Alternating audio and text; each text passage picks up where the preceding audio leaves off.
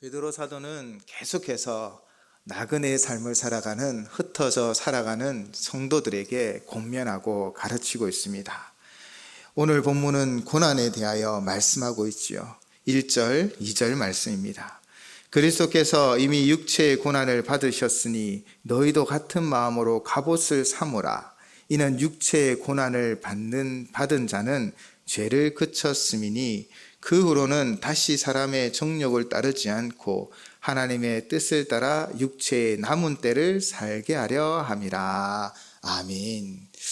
예수님의 육신의 고난은 무엇을 이야기하는 것입니까? 바로 그분의 십자가 사건이지요. 우리의 죄 문제를 해결하고 우리를 살리기 위하여 주님은 그 고난을 마다하지 않았습니다. 그렇게 십자가에서 모든 것을 다 내어놓으셨지요. 바로 우리를 살리기 위한 그 고난의 길로 가신 것입니다. 베드로 사도는 이를 본받아야 한다라고 말하고 있습니다. 그러면서 예수 그리스도의 갑옷을 입으라라고 분명히 말하고 있는 것이지요. 그러므로 예수 그리스도의 고난이 우리를 살린 것처럼 우리가 하나님의 나라를 위하여 고난받는 것, 그것은 바로 세상을 살리게 되어질 줄을 믿습니다. 그러므로 하나님 나라를 위하여 고난받으면요, 더 이상 우리는 세상에 매여 있지 않게 되는 것입니다. 그래서 죄를 그치게 되지요. 그리고 이전의 말씀처럼 사람의 종욕을 따르지 않게 되고 하나님의 뜻대로 살게 되어지는 것입니다. 바로 세상을 살리기 위하여 우리는 우리의 고난을 두려워하지 말고 그 고난의 십자가를 짊어지고 나아가야 합니다. 그런데 오늘 이 말씀이 평범한 우리의 삶의 자리에서는 잘 이해가 되지 않습니다. 그 이유는요, 내가 예수님처럼 채찍을 맞아야 하나? 바울처럼 감옥에 갇혀야 하나?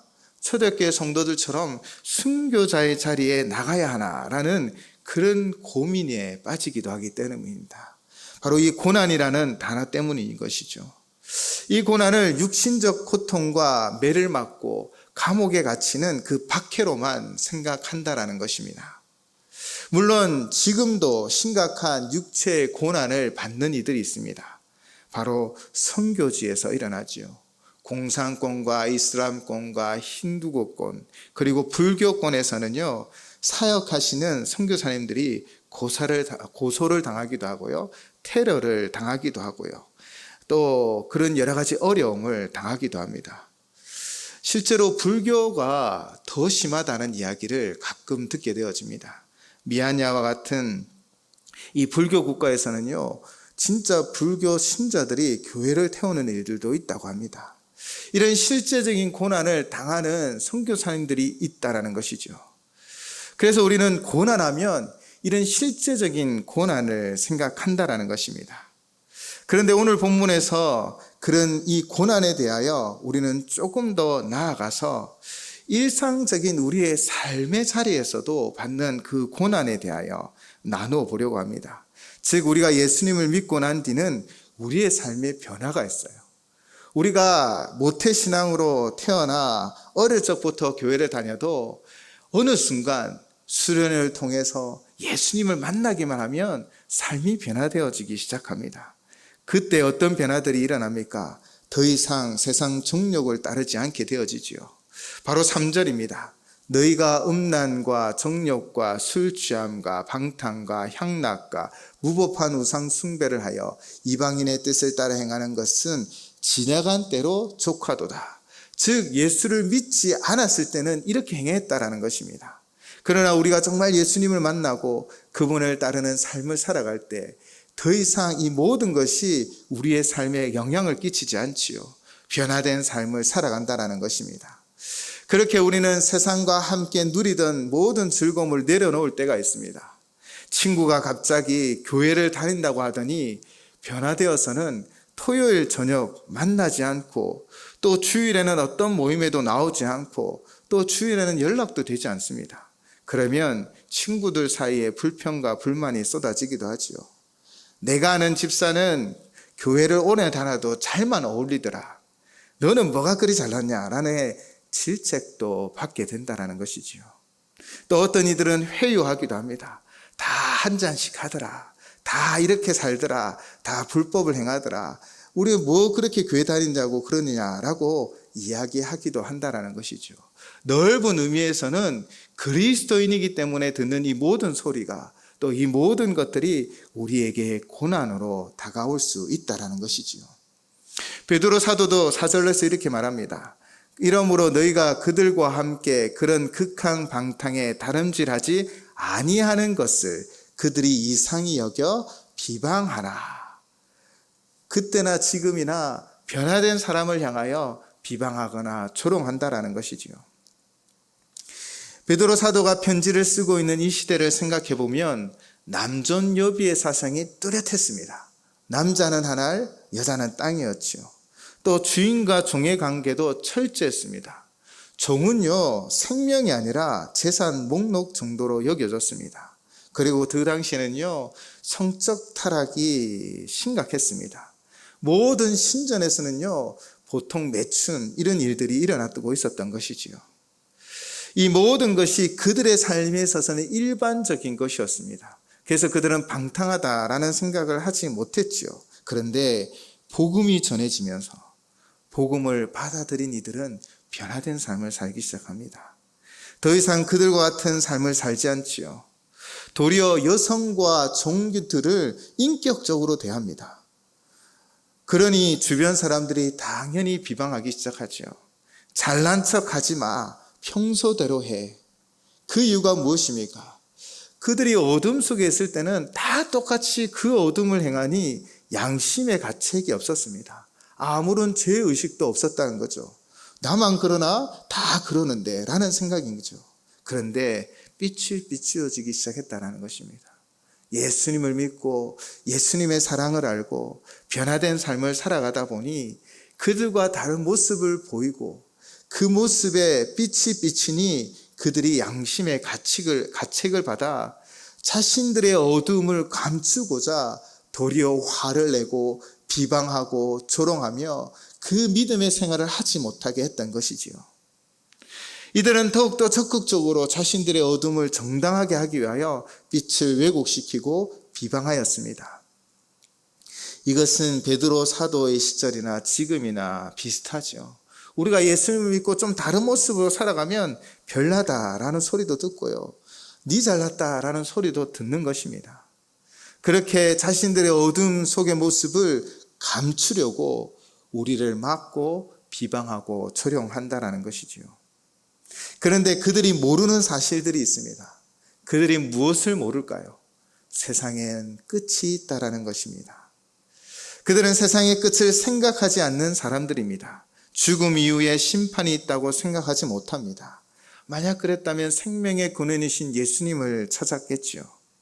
세상 대부분의 사람들은 죽음 후의 심판에 대하여 생각하지 않습니다. 그러나 베드로 사도는 무엇이라고 지금 말하고 있습니까? 5절 말씀입니다. 그들이 산자와 죽은 자를 심판하기로 예비하신 이에게 사실대로 고하리라.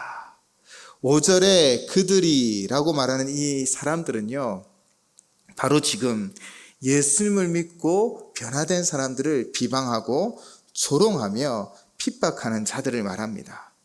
즉, 그 당시 복음 밖에 있는 자들이지요.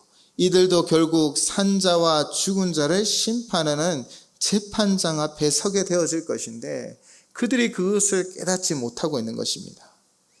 그렇다면 산자와 죽은 자를 심판하러 오시는 재판장은 누구이십니까? 다시 오시기로 약속하신 바로 예수 그리스도이시지요. 주님이 다시 오실 때는 산자와 죽은 자를 심판하십니다. 주님께서 다시 오실 때는 세상은 그분 앞에서 아무것도 숨길 수 없습니다. 그들의 행위가 다 드러나기 때문이지요. 예수님을 믿고 그분의 선한 뜻을 행하는 자들, 그렇게 그들이 비방과 조롱을 듣고 때로는 그들이 핍박하고 어려움을 있었지만 견디고 인내하는 자들은 결국 주님 앞에서 칭찬을 받게 되어질 것입니다. 그러나 믿지 않고 사람의 종욕에 따라 살아가고 그 어둠의 일들이 영원할 것처럼 살아갔던 그 모든 이들은 심판자 앞에서 형벌을 받게 되어질 것을 우리는 믿고 살아갑니다. 그 분명한 예를 예수님께서 말씀하여 주셨죠. 마태복음 25장에는 양과 염소의 비유가 기록되어 있습니다. 바로 31절에서 46절로 기록되어져 있는데 마태복음 25장 31절에서 33절 제가 봉독하겠습니다. 인자가 자기 영광으로 모든 천사와 함께 올 때에 자기 영광의 보좌에 앉으리니 모든 민족을 그 앞에 모으고 각각 구분하기를 목자가 양과 염소를 구분한 것 같이 하여 양은 그 오른편에 염소는 그 왼편에 두리라. 아멘.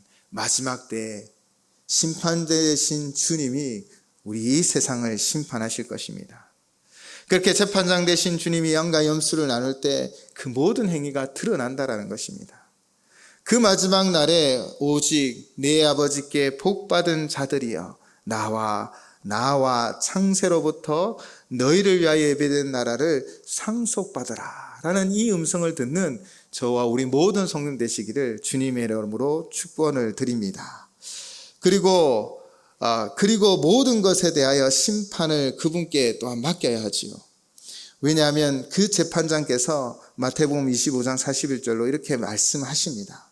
또 왼편에 있는 자들에게 이르시되 저주받은 자들아 나를 떠나 마귀와 그 사자들을 위하여 예비된 영원한 불에 들어가라. 바로 그 엄한 심판이 이루어지는 것입니다.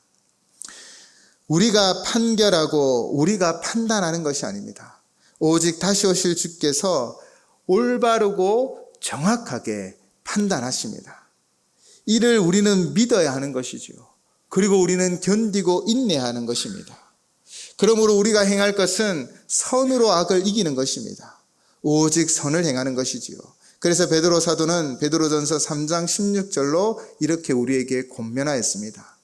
선한 양심을 가지라. 이는 그리스도 안에 있는 너희의 선행을 욕하는 자들로 그 비방하는 일에 부끄러움을 당하게 하려 함이라. 아멘.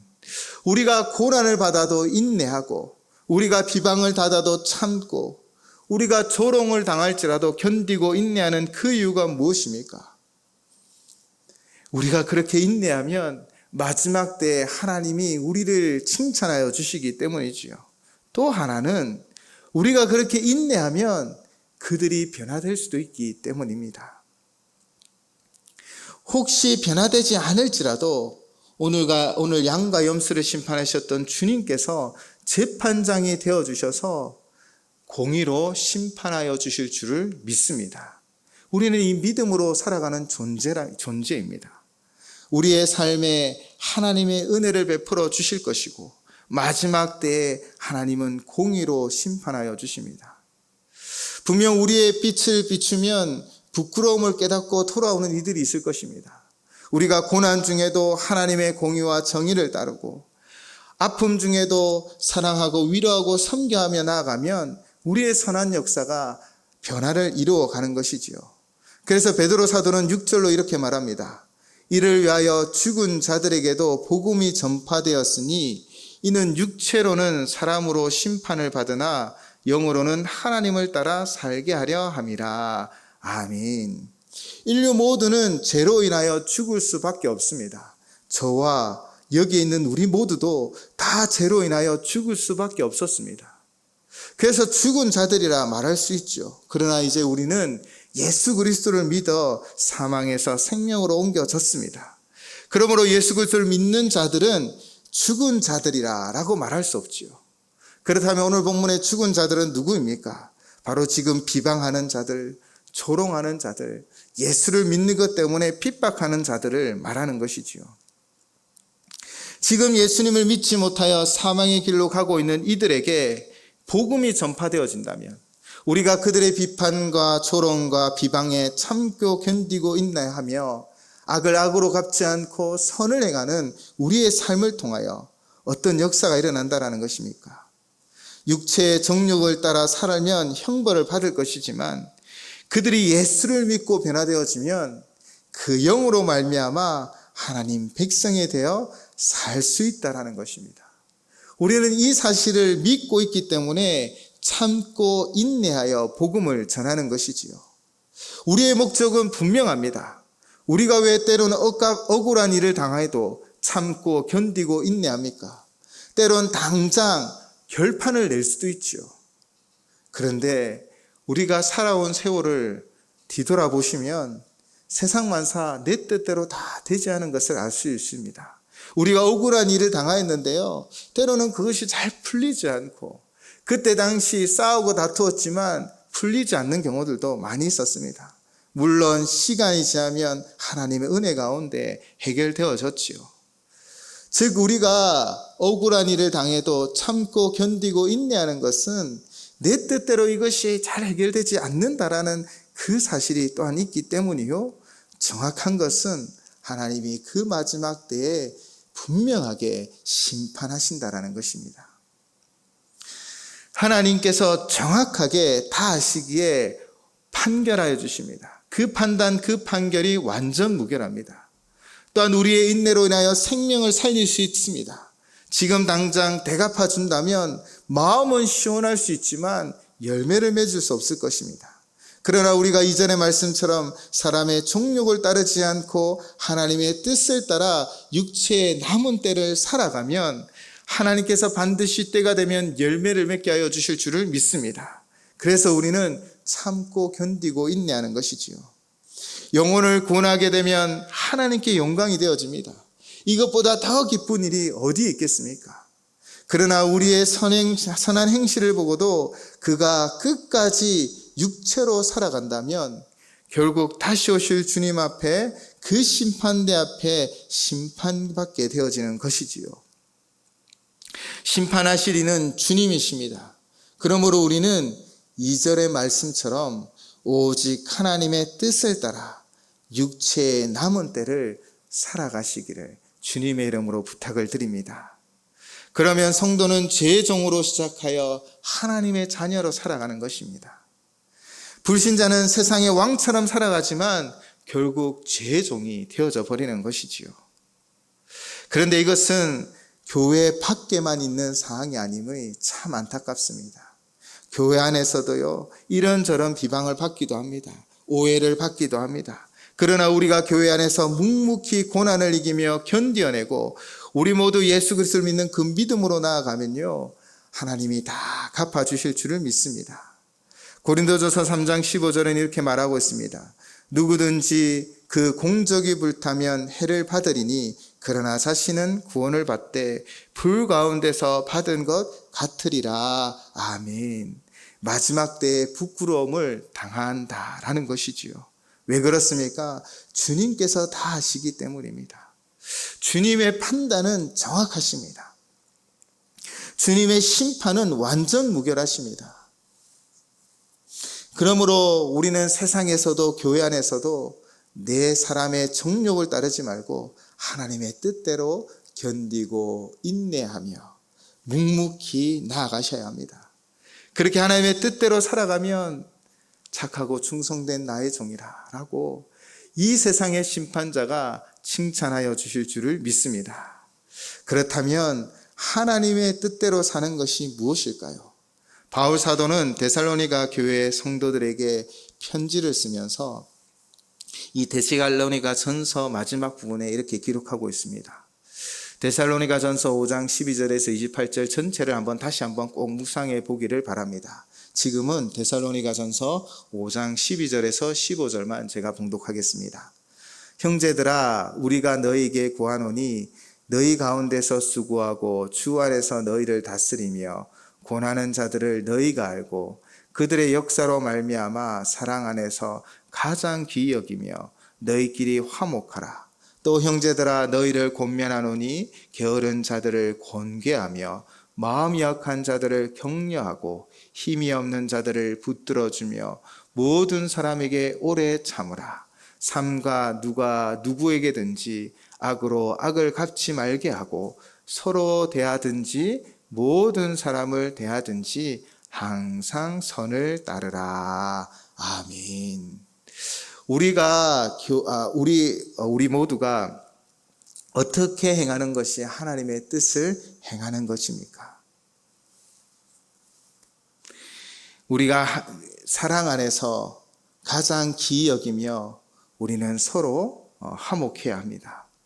또 무엇이라고 말합니까? 게으른 자는요, 잘못함이 없도록 타을러 주의하라 라는 것이 권계이고요. 또 마음이 약한 자들은 격려하고요.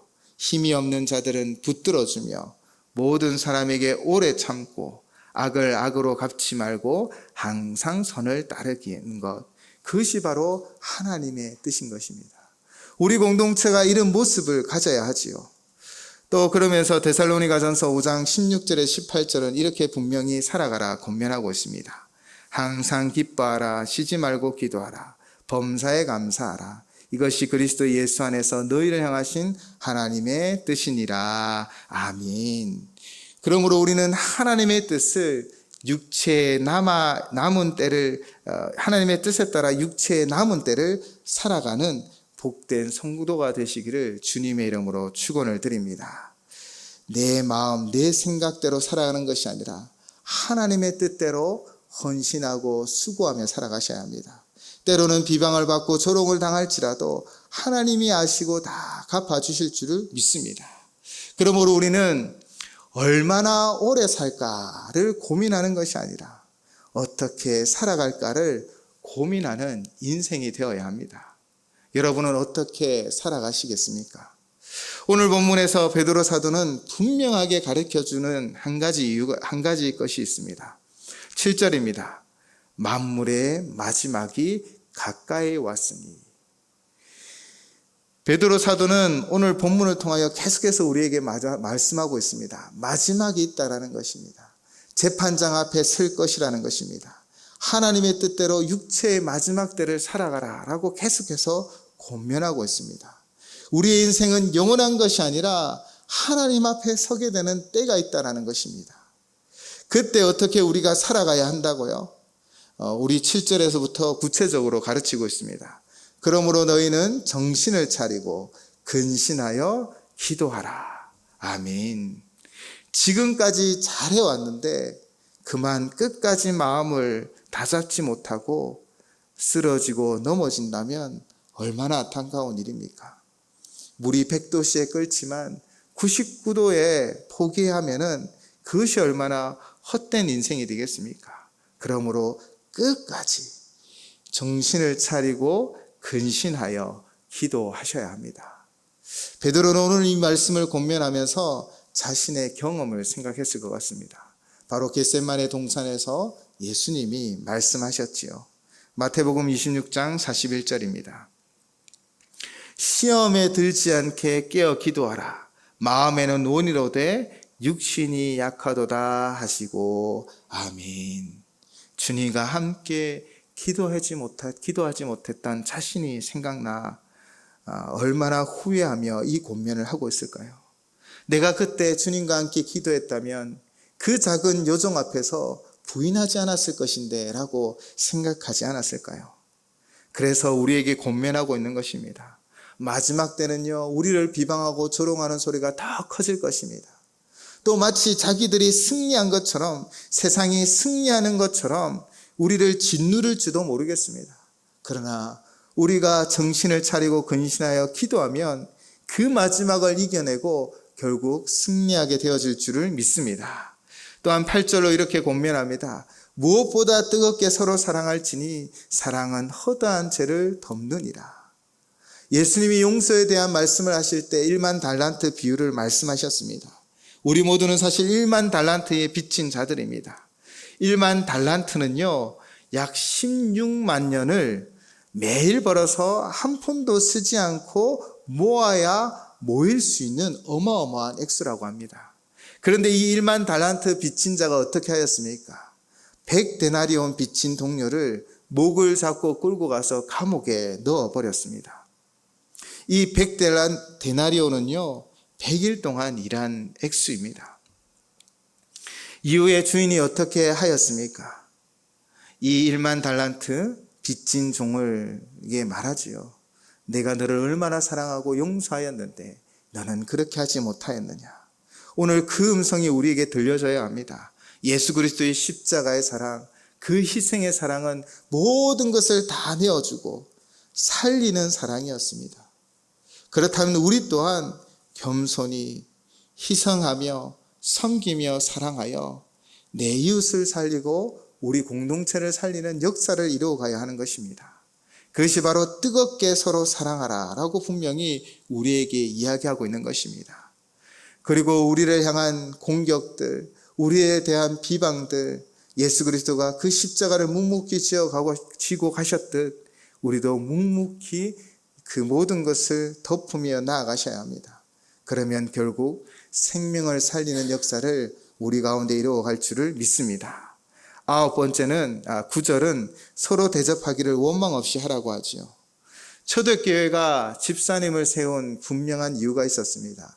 그 이유를 사도행전 6장 1절은 이렇게 기록하고 있습니다. 그때 제자가 더 많아졌는데 헬라파 유대인들이 자기의 가부들이 매일의 구제에 빠짐으로 히브리파 사람을 원망하니.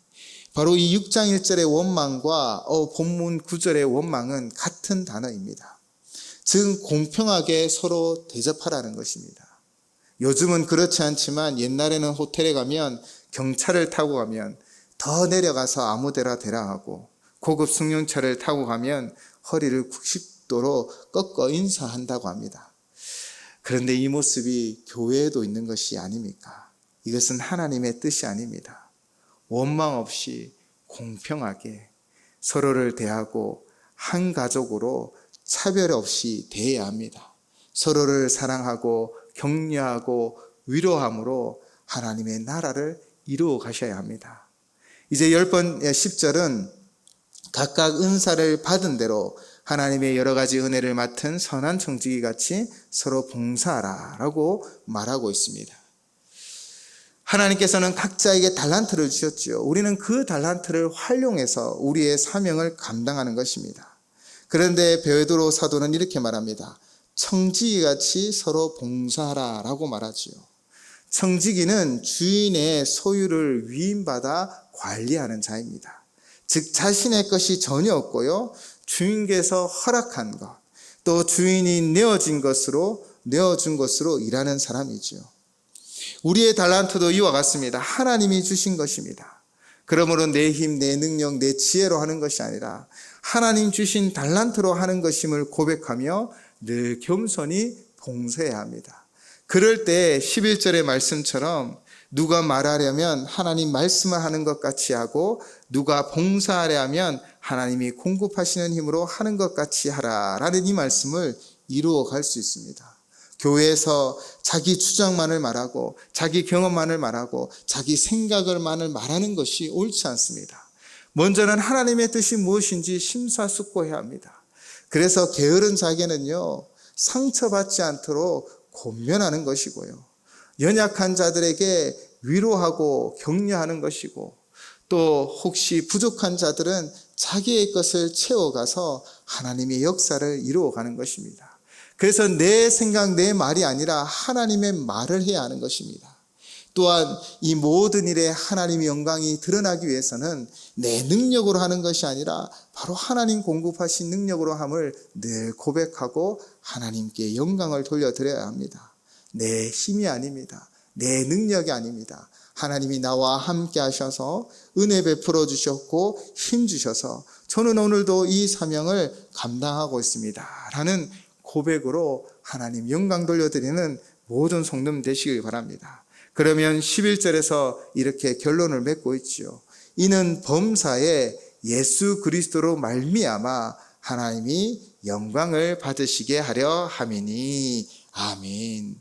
우리가 은사를 받은 대로 선한 청지기같이 서로 봉사하며 나의 말이 아니라 하나님의 뜻을 구하고 하나님 말을 나누고, 나의 힘이 아니라 하나님께서 주신 그 힘으로 하고 있다라고 고백하며 겸손히 섬길 때 이 모든 것을 통해 하나님 영광받게 되어질 줄을 믿습니다.